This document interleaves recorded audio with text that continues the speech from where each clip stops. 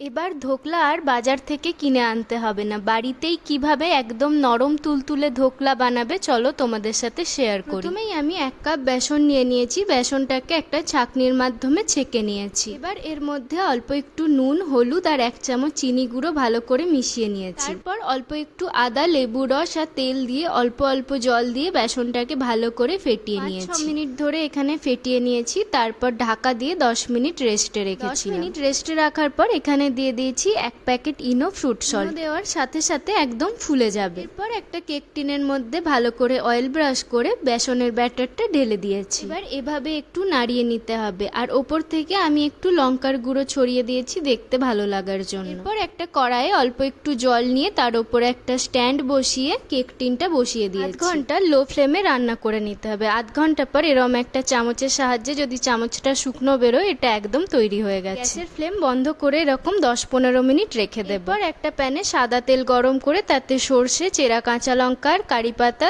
20 থেকে 30 সেকেন্ড নেড়ে এখানে 1 কাপ মতো জল দিয়ে দিয়েছি। তার সাথে 4 চামচ চিনি গুঁড়ো, অল্প একটু নুন আর লেবুর রস দিয়ে ভালো করে ফুটিয়ে নিয়ে ঠান্ডা করে নেব। ধোকলার 4-5টা ছুরির সাহায্যে কেটে একটা প্লেটে ঢেলে নিয়েছি। এরপর চৌকো করে ধোকলাগুলোকে কেটে নিয়ে ওপর থেকে এই চিনির রসটা ভালো করে ছড়িয়ে দিয়েছি। এরপর ফ্রিজে 2 ঘন্টা রেখে দিলেই ধোকলা সার্ভ করার জন্য একদম রেডি। এটা বাড়িতে একবার ট্রাই করে দেখো, দোকানের থেকেও ভালো খেতে হয়। কমেন্টে জানিও কেমন হয়েছিল।